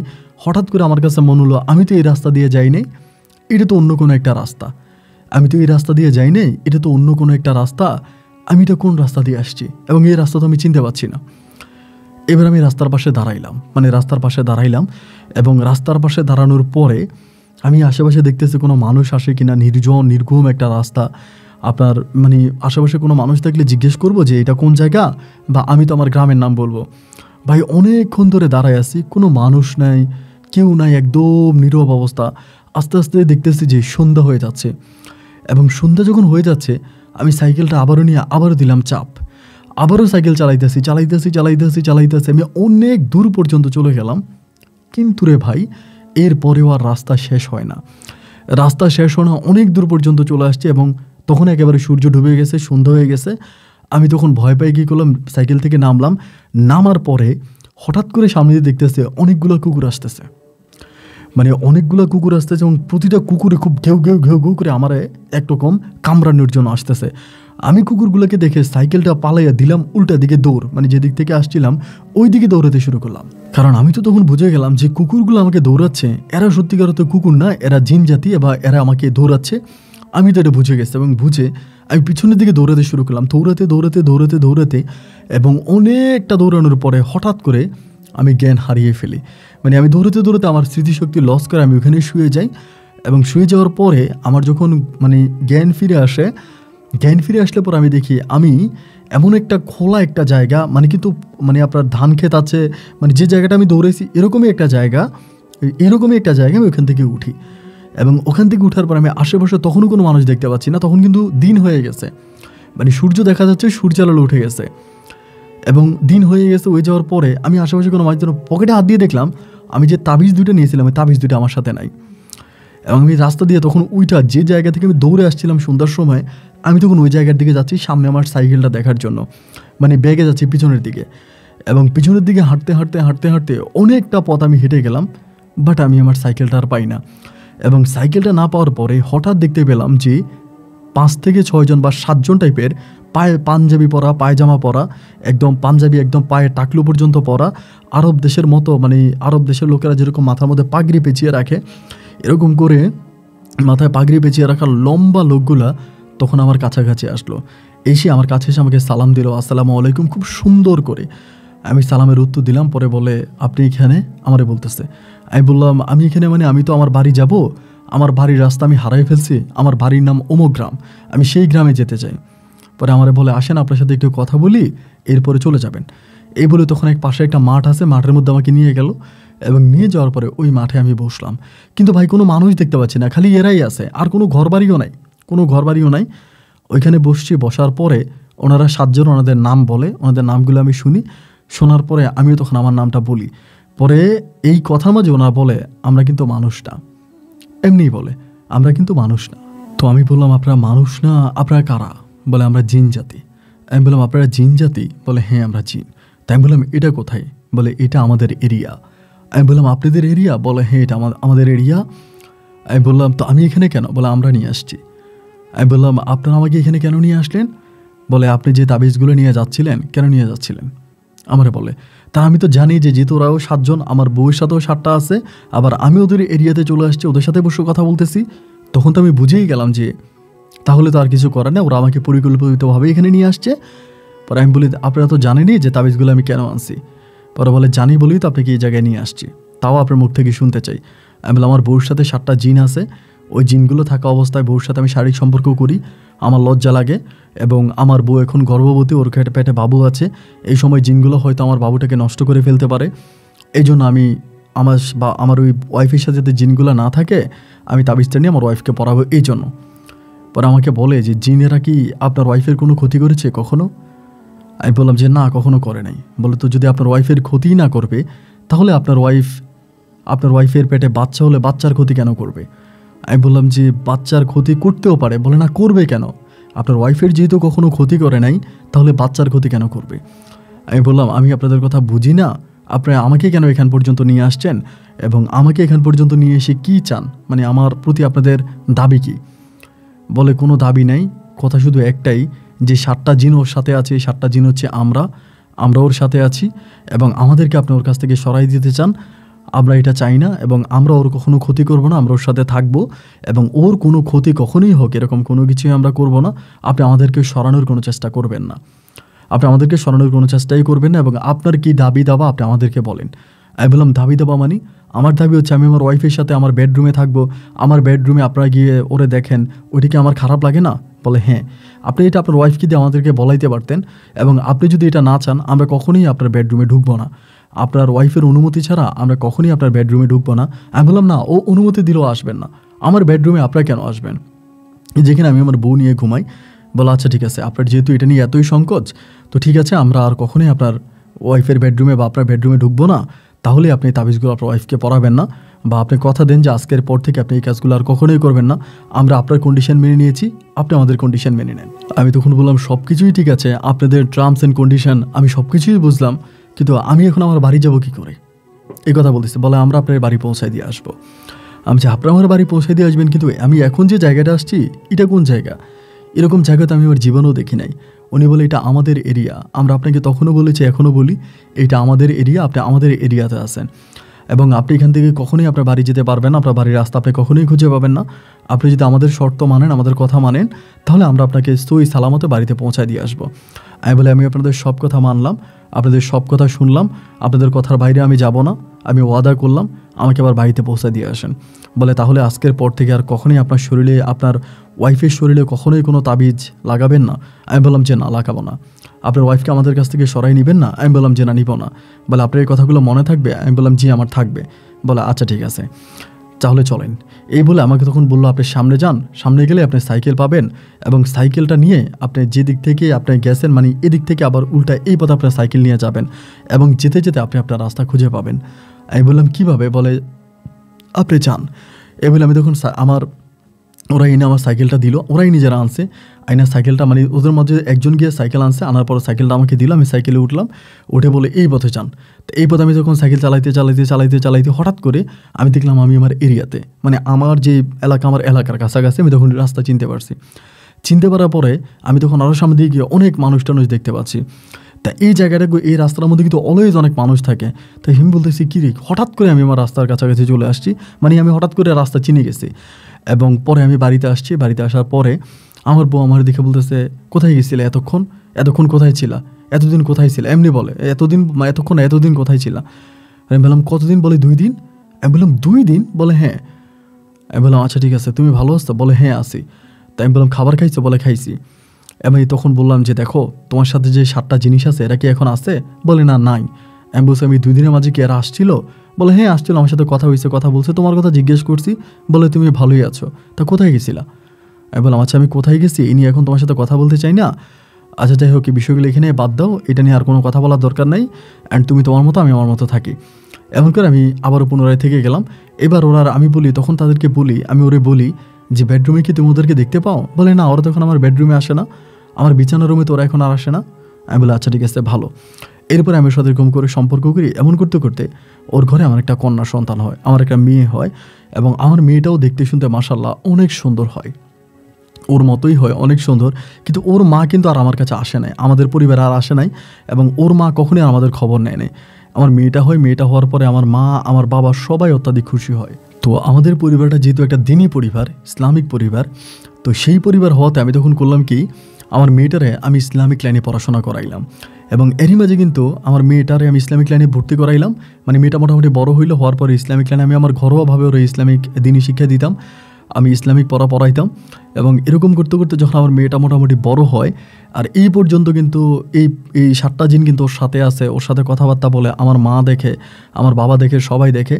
এবং এরকম করে আমার মেয়েটা যখন বড় হয়, মানে আমার মেয়েটা, আমার পাপড়ি যখন মোটামুটি একটু বড় হয়, ওর বয়স যখন প্রায় 4 থেকে 4.5 বছরের মতো, ওই মুহূর্তে ভাই এই জিনিসগুলো ওর সামনে আসা শুরু করতো, মানে আমার মেয়ের সামনে আসা শুরু করতো। এবং আমার মেয়ে এগুলোতে প্রচণ্ড ভয় পাইতো, মানে প্রচণ্ড রকমের ভয় পাইতো, মানে খুবই ভয় পাইতো। ওরা যে আসতো আমার মেয়ে চিৎকার দিয়ে উঠতো, মানে চিৎকার চেঁচামেচি করে উঠতো, ভয় পাইতো। পরে আমি বলতাম আম্মু কী হয়েছে? বললাম আব্বু আমি এরকম দেখছি, এরকম লোক দেখছি। তাই আমি আমার ওয়াইফরে বলি তুমি তাদেরকে বলো না, তারা যাতে না আসে। আমার ওয়াইফ বলে আমি বললেই কি ওরা শুনবে? ওরা আমার পছন্দ করে আমার কাছে আসবেই। অ্যান্ড এরকমভাবে আরও কয়েকটা দিন কেটে গেল এবং আমার আব্বা আম্মাও তখন একটা সময় খুব বিব্রত হয়ে গেল যে এইভাবে জিনেরা আমার বাড়িতে আনাগোনা করে, আমার নাতিন দেখলে ভয় পায়, আমার ওয়াইফের কাছে আসে, এটা খারাপ দেখায়। কারণ জিনেরও তো শারীরিক চাহিদা আছে বা তারাও তো সংসার করে। আমার আব্বা বিষয়টা ভিন্নভাবে নিয়ে যায় এবং নিয়ে যাওয়ার পরে আমার ভিতরে তখন এই জিনিসটা মনে হলো, আজকে আমার বউর অবস্থাটা যেরকম হচ্ছে, আমি আমার বউটাকে নিয়ে যেভাবে সংসার করতেছি, আমি যে খুব বেশি সুখে আছি তা কিন্তু না। এবং একটা পর্যায়ে দেখা যাবে আমার যে মেয়েটা বড় হচ্ছে, আমার ওই মেয়েটার জীবনটাও ঠিক একইভাবে কাটবে। এই খারাপ জিনিসগুলো আমার মেয়েটার উপরেও মানে আকর্ষণ দিবে, আমার মেয়েটার উপরে বদনজর দিবে এবং আমার মেয়েটার জীবনটাও নষ্ট হবে। এরকম করে আমি তখন চিন্তা করতেছি কি করা যায়, ওদেরকে যেহেতু সরানো যায় না, ওরা যেহেতু সরে না, এত চেষ্টা করি, এতভাবে বলি, এত কিছু করার পরও ওরা কারো শরীর ছাড়ে না। আমার ওয়াইফের শরীর ধরে আছে, আমার মেয়ের শরীর ধরে আছে, কারো শরীর ওরা ছাড়ে না। এর একটা পর্যায়ে আমি তখন আমার ওয়াইফরে বললাম যে একটা কাজ করি, আমরা ওদেরকে মেরে ফেলি। আমার বউরে আমি বলতেছি, আমার বউ বলে কি বলেন, কেমনে মারবেন? আমি বললাম মেরে ফেলবো ওদেরকে, আমি ওদেরকে বাঁচিয়ে রাখবো না। ওরা যদি বেঁচে থাকে তাহলে আমার মেয়ের জীবনটাও নষ্ট হয়ে যাবে, এবং ওরা যেভাবে তোমাকে অত্যাচার করতেছে এভাবে আমার মেয়েকে অত্যাচার করবে। আমার বউ বলে কই, ওরা তো আমাকে এত বিগত বছরগুলোতে কখনোই অত্যাচার করেনি, ওরা তো কখনোই আমার ক্ষতি করে নাই, আমি আমার উপকার করছে। আমি বললাম না, তুমি যদি আমার সাথে সংসার করতে হয় তবে আমার কথা রাখতে হবে। আমাকে বলো আচ্ছা ঠিক আছে, আমি তোমার কথা রাখবো। বলে আমার কথা রাখবা তো? বলে হ্যাঁ রাখবো। আমি বললাম আচ্ছা ঠিক আছে, মনে থাকে যেন? বলে আচ্ছা থাকবে। এরপরে আমি কি করলাম, মনে মনে একটা কবিরাজ খুঁজে বের করলাম। আমাদের এলাকা থেকে মোটামুটি বেশ দূরে একটা কবিরাজ খুঁজে বের করলাম। আমার ওই কবিরাজের সাথে আমি তখন বিষয়টা শেয়ার করলাম, এবং কবিরাজ আমারে বললো যে ঠিক আছে, জিন মারার জন্য ওনার কাছে নাকি এক ধরনের পানি আছে, এক ধরনের পানি আছে। আমাকে বললো আমি আপনাকে পানিটা দিব, এবং উপকার হওয়ার পরে আপনি আমাকে টাকা দিবেন। আপনি এই পানিটা নিয়ে আপনার যার সমস্যা তার হাতে দিবেন, সে যাতে এই পানিটা এই জিনগুলোকে ছিটিয়ে দেয়। মানে ওরা 7 জনকেও ডাকবে, ডাকার পর যাতে সবার উপরে পানিটা এভাবে মারে, এবং সবার উপরে পানিটা যদি পড়ে তাহলে জিনগুলো মারা যাবে কি না কি, কিন্তু কখনোই আর আপনার ওয়াইফের কাছে আসবে না। আমি বলি এটা করা যাবে? বলে হ্যাঁ করা যাবে। আমি বললাম তাইলে আমি এটা করবো। এরপর একদিন সকালবেলা ভোরে যাওয়ার সময় আমি আমার বউকে বলে যাই, আমার বউ আমাকে বলে এটা করা ঠিক হবে না, তুমি এটা কইরো না, ওরা আমার কোনো ক্ষতি করে না। এরপর আমি আমার বউকে ধমকাইয়া সাইকেল নিয়ে ওইখানে গেছি, ওই কবিরাজের বাড়িতে, এবং কবিরাজের কাছ থেকে পানি পরোটা নিলাম, এবং পানি পরোটা নিয়ে আমি সাইকেল বাজারে রেখে গাড়ি দিয়ে গেছি। আবার আমার ওখান থেকে আস্তে আস্তে মাগরিবের পর হয়ে গেছে। তো যেহেতু আমার বাসার সাথে পানি পরোটা আছে, আমি চিন্তা করলাম যে আমি বাজারের লোকজনকে নিয়ে যাব বাড়িতে, এভাবে যাব না, কারণ তো একদম আমার একা পাইয়া সাইকেল আমাকে একা পাই আমার নিয়ে চলে গেছে, যদি এবার নিয়ে যায়। এবার বাজারে আরও 2-3 জনকে নিয়ে আমি তখন সাইকেলটা বাজারে রেখে আমি বাড়িতে আসছি। বাড়িতে আসার পর বাড়িতে আস্তে আস্তে প্রায় 9টার মতো বেজে গেছে, 9টা বাজে বাড়িতে আসছি, এবং বাড়িতে এসে আমি তখন একটু রিল্যাক্সে বসছি। মারে বললাম যে মা, আমার মেয়েটা তখন আমার মায়ের পাশে বসে আছে। আমি বললাম যে মা, তোমাদের বৌমা কোথায়? আমার মা বলে ঘরেই তো। আমি বললাম ঘরে? কোন ঘরে? বলে তোর ঘরে, কোন ঘরে থাকবে আর? আমি বললাম আচ্ছা ঠিক আছে। এরপর আমি আস্তে আস্তে করে উঠলাম, উঠে আমার মেয়েটারে বললাম, আমার মেয়েটা জানি কেমন আমার দিকে একটু অন্যভাবে তাকে আছে আজকে, মানে কেমন করে জানি তাকে আছে অন্যভাবে। পরে আমি বললাম যে আমি তাইলে আমার রুমে দিয়ে গেলাম। আমার রুমে গেছে, আমার রুমে যাওয়ার পরে আমার মেয়েটা পিছন পিছন আসছে আমার। আসার পরে রুমে ঢুকছে, ঢুকার পরে আমার ওয়াইফ তখন শুয়ে আছে। আমি বললাম যে তুমি খাবার খাইছো? বলে খাইছি, তুমি খেয়ে আসো। পরে আমি গেলাম, আমি খাবার খাইলাম, খাই আমি আইসা ওর পাশে শুইলাম। শোয়ার পর আমি বললাম যে বাপরে, তোমার কি শরীর খারাপ? বলে না। তো ওই দিন ওর মোটটা যেন কেমন খারাপ ছিল, একটু অন্যরকমভাবেই শুয়ে আছে, আমার দিকে খুব একটা তাকাচ্ছে না, মানে একটু ইংরে মোট। তাই আমি জানি না যে কেন রাগ করে আছে। পরে আমি বললাম আমি তো জানি আমার বেডরুমে এই জিনিসগুলো আসে না। পরে আমি বললাম বাপরে, ওই জিনিসটা আনছি। আমাকে বলে তো কি করব? আমি বললাম এই জিনিসটা আমি এমনি করে ওনাদের গায়ে ছিটে মারতে হবে। বলে আচ্ছা ঠিক আছে, ওইটা টেবিলের উপর রেখে আসো আমারে বলে। আমি বললাম টেবিলের উপর রেখে আসবো? বলে হ্যাঁ টেবিলের উপর রেখে আসো। আমি গেলাম, এগুলো টেবিলের উপরে রাখলাম, টেবিলের উপরে রেখে আমি জাস্ট আসছি খাটে, এবং খাটে আসা মাত্রই আমাকে মায়ের শুরু। আমাকে এই ঘুষি লাথি মানে এমনভাবে মারতেছে, আমি আর মানে বুঝতে পারতেছিলাম না। আমার হাতে পায়ে মানে পুরা মায়ের আমাকে ফাটাই ফেলতেছে। আমি বলতেছি আমাকে এরকম মারতেছো কেন? আরে তুমি আমাকে এইভাবে মারতেছো কেন? আমার অপরাধ কি? আমার অন্যায় কি? এবং মারতে মারতে আমাকে ওই জায়গাটার মধ্যে জ্ঞান মানে আমি অজ্ঞান হয়ে যাই, আমার শরীরের ব্লাড বের করে আমি জ্ঞান হারিয়ে ফেলি। এবং জ্ঞান হারিয়ে ফেলার পরে আমার মা এসে তখন দরজা ধাক্কাইতে আসে বাইরে থেকে, আর দরজা খোল দরজা খোল দরজা খোল। আমি তখন জ্ঞান ফেরার পরে আমি তখন দরজা খুলছি, খোলার পরে মা ঢুকছে, ঢুকে দেখে যে অবস্থা। মা চিৎকার দিল, বাবা আসলো, এসে আমাকে মেডিকেলে নিয়ে গেল, এবং আমার 2টা পা ভেঙে ফেলছে। 2টা পা ভেঙে ফেলছে, আমার পায়ের মধ্যে রড ঢুকানো হয়েছে হসপিটালে, এবং রড ঢুকানোর পরে মোটামুটিভাবে আমাকে তখন বাড়িতে আনা হয়। এবং বাড়িতে আনার পরে আমার বউ নাই, আমার সন্তানও নাই। আমি বললাম যে ওরা কোথায়? মা বলে আমি জানি না। আমি বললাম তুমি জানো না মানে?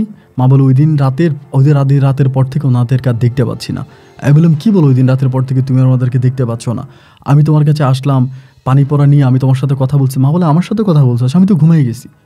আমি বললাম কি, তুমি না সোফাতে বসেছিলা? আমি না বললাম তোমার নাতিন না তোমার পাশে ছিল? তুমি না আমি না আমার বউর কথা বললাম, তুমি না বললা ঘরে আছে? আমার মা বলে তুই এগুলো কী বলস? তুই যেদিন আসছস রাতের বেলায়, ওই দিন তো আমি শুয়ে গেছি, তোর আব্বা সর শুয়ে গেছে, কে সোফাতে বসেছিল?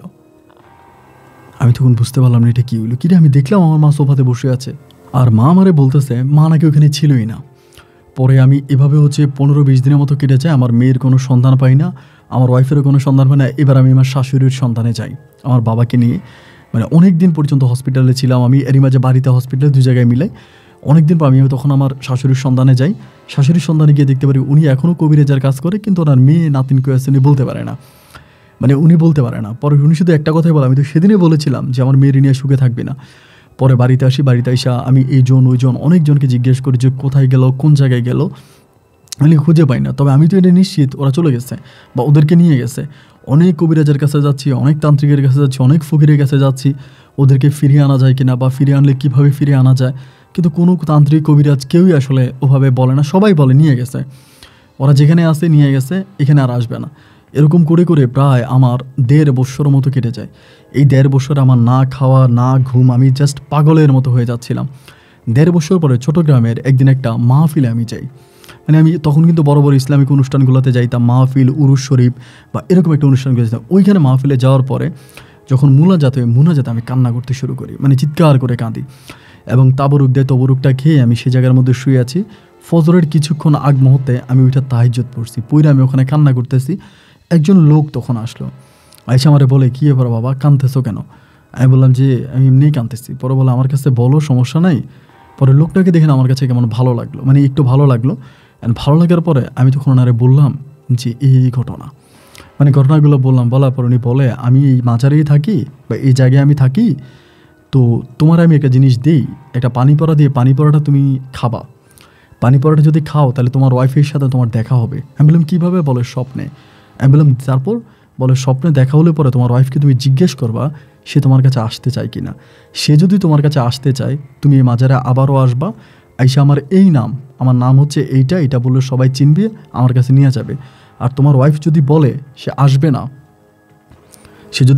আসবে না, তাহলে আর তুমি আমার কাছে আইসো না, আমার কাছে আসার প্রয়োজন নাই, তুমি আর আমার কাছে আইসো না। আমি বললাম আচ্ছা ঠিক আছে, আমি আপনার কথা মানছি। এবং ওনার কথা মানার পরে আমি তখন বাড়িতে আসছি। আসার পরে এর যেদিন উনি আমার বললো, ওই দিন শুক্রবার রাত্রে ছিল, বৃহস্পতিবার রাতে আমি পানিটা খাইছি, খাই আল্লাহ বিল্লাহ করে দোয়া দরুদ পরে আমি তখন শুইলাম। এবং শোয়ার পরে আলহামদুলিল্লাহ আমি আমার বউ এবং আমার সন্তানকে স্বপ্নে দেখলাম। আমার সন্তান, আমার বউ, আমি এরকমভাবে দেখলাম, একটা রাস্তা দিয়ে হাঁটতেছে, রাস্তার পাশে বসে আছে।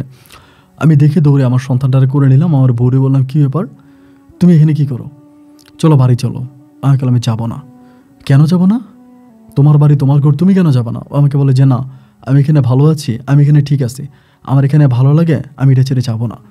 আমি বললাম কেন এটা ছেড়ে যাবো না? তুমি আমার সাথে চলো, আমি তোকে নিয়ে যাব, আমি তোমার স্বামী। আমাকে বলে না, আমি এখানে থাকবো, আমি এখানে ঘর বানাইছি, আমার মেয়েকে নিয়ে এখানে ভালো আছি, আমি এখানে ঘর বানাইছি, আর এখানে অনেক মানুষ আরও আছে, অনেক মানুষদেরকে জিনেরা এখানে রেখেছি, অনেক মানুষদেরকে জিনেরা পৃথিবী থেকে নিয়ে আসে, আইনে এই জায়গায় রাখে, এবং অনেকে এখানে আসে, আমি সবার সাথে ভালো আছি, আমি এখান থেকে যাবো না। আমি বললাম কেন যাবো না? বলে গেলে তোমার আম্মু ঝগড়া করে, তোমার আব্বু ঝগড়া করে, আমি যেখানে যাই ওনারা আমার সাথে আছে, তো ওনারা আর আমাকে ওইখানে থাকতে দেয় না, ওনারা আমাকে নিয়ে আসছে। তোমাকে নিয়ে আসছে ভালো কথা, তুমি আমার সাথে চলো, আমার সাথে চলো। বলে না, আমি যাবো না, আমি তোমার সাথে যাবো না, আমি তোমার সাথে যাবো না। তো আমি প্রথমে আমার মেয়েটারে করলাম, মেয়েটাও বলো আব্বু আমি যাবো না, আমি আম্মুর সাথে থাকবো, আমি এখানে থাকবো, তা আমার সাথে চলো। না, ওরা চলো, এই চলো, এরকম জোরাজোরি করতে করতে হঠাৎ আমার ঘুমটা ভেঙে গেল। মুখটা ধুইলাম, ধোয়ার পরে সকালবেলায় মায়ের পুরো বিষয়টা জানালাম যে মা এই ঘটনা। আমার মা বলে, তুই আবার ওই কবিরাজের কাছে যা, যে মাজারে গেছিস বা যে জায়গায় গেছে ওনার কাছে আবারও যা, গিয়ে ওনার হাতে পায়ে ধরে বল, উনি চাইলে তোর বউরে তোর কাছে নিয়ে নিতে পারবে, উনি চাইলে একমাত্র তোর বউরে তোর কাছে নিয়ে নিতে পারবে, এছাড়া কেউ আর পারবে না, তুই ওনার কাছে যা, ওনার শরণাপন্ন হ। আমি তখন আমার মায়ের বললাম, মা উনি তো আমাকে মানা করছে, উনি আমাকে বলছে যদি আমার বউ আসতে না চায়, আমি যাতে ওনার কাছে না যাই। আমার মা বলার, সেও তো মানুষ, তুই যা, গিয়ে ওনারে বল। মা এটা বলার পরে এই দিন এবং এরপরের দিন রাত্রি কাটলো, এরপর দিন সকালবেলা আমি ওই জায়গার উদ্দেশ্যে, চট্টগ্রামের ওই জায়গার উদ্দেশ্যে রওনা দিলাম। মানে চট্টগ্রাম বলতে আপনার ওই মাজারে আর কি, ওই জায়গায় রওনা দিছি। এবং ওই জায়গায় আমি যাওয়ার পরে আমি তখন এখানে যারা আছে, মাজারে যারা থাকে, ওদেরকে জিজ্ঞেস করলাম যে এই লোকটা কোথায় বা এই লোকটার কি? আমি বলি উনি তো এখানে থাকে না। এবং আমি যখন এই প্রথমে ওখানে একটা উরুস হয়, মাহফিল হয় বড় জানি, তবে কার নামে মাহফিল হয় এটা কিন্তু আমি ওই সময় জানতাম না। এবং সেদিন আমি জানতে পারি যে লোকটা যে নামটা আমাকে বলে গেছে, ওনার নামের উপরে মাহফিল হয় এবং এটা ওনারই মাজার। আমি বললাম এটা ওনার মাজার? বলে হ্যাঁ, এটা ওনারই তো মাজার। পরে আমি বললাম উনি বলছে ওনারে লাগলে এখানে আসার জন্য। পরে বলে না, এটা ওনারই মাজার, তবে ওনার দুইটা নাম, যে নামটা আমি বলছি এটাও একটা নাম আছে, মানে মাজার যারা খেজমত করে তারা বললে, এবং আরেকটা নাম ওনার আছে। তো ওনার 2টা নাম আছে। পরে আমি আর কিছু বুঝতে পারলাম না। পরে না বুঝে আমি বাড়িতে চলে আসছি। আসার পর আমার মারে বললাম যে মা এমন এমন ঘটনা। আমার মা সহ আবার ওই মাজারে গেছে এবং অনেক লোকদের মাঝে শুনতে পেলাম ওই মাজারে যে নামটা উনি আমাকে বলছে ওই ওনারই মাজারিটা। এরপরে আমি আর ওনাকে পেলাম না এবং আজকে প্রায় বহু বৎসর হয়ে গেল, অনেকগুলো বৎসর হয়ে গেল, 10 থেকে 12 বৎসরের মতো হইল। আমার মেয়ে, আমার বউ কারোর সন্ধান আর আমি পাই নাই। আমার মা আমাকে পুনরায় আবারও বিয়ে করাইতে চাইছে, কিন্তু আমি বিয়ে বসি নাই বা বিয়ে করি নাই। এই পর্যন্ত একইভাবে আছি। আমার দৃঢ় বিশ্বাস আমার মেয়ে আর আমার বউ কোনো একদিন আমার কাছে ফিরে আসবে, এই বিশ্বাসে আমি আজও বেঁচে আছি।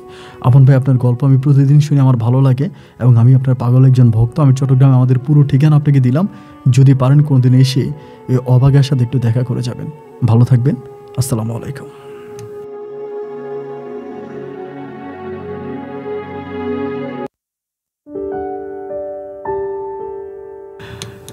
বন্ধুরা, সবাইকে অনেক বেশি ধন্যবাদ এই পর্যন্ত আমার সাথে থেকে চট্টগ্রামের ভাই মাওলানা কামরুল ইসলামের জীবনের এই বাস্তব গল্পটা শুরু থেকে শেষ পর্যন্ত শোনার জন্য। ভয়ঙ্কর রকম একটা গল্প। আমি ওনাকে জিজ্ঞেস করেছিলাম যে আপনি কি আপনার শাশুড়ির সাথে এই বিষয় নিয়ে কোনো কথা বলেছেন কিনা বা আপনার শাশুড়ির কাছে গিয়েছেন কিনা। উনি বলে আমার শাশুড়ি এখনও তান্ত্রিকের কাজ করে, কবিরাজের কাজ করে। আমি 1000বার গিয়েছি, কিন্তু উনি আমার বলতে পারেন আমার মেয়ে এবং আমার ওয়াইফ কোথায় আছে। অবাক করার মতো একটা গল্প আপনার কাছে কেমন লেগেছে সেটা অবশ্যই কমেন্ট বক্সে লিখবেন এবং আমাদের আজকের গল্পের মাওলানা মোহাম্মদ কামরুল হোসেনকে নিয়ে আপনার কোনো কথা থাকলে সেটা লিখতেও ভুলবেন না। আমি দেখে আপনাদেরকে উত্তর দেব। সবাই ভালো থাকবেন, সুস্থ থাকবেন। এখানেই বিদায়। দেখা হবে অন্যদিন অন্য কারো বাস্তব জীবনের গল্প নিয়ে ইনশাল্লাহ। আসসালামু আলাইকুম।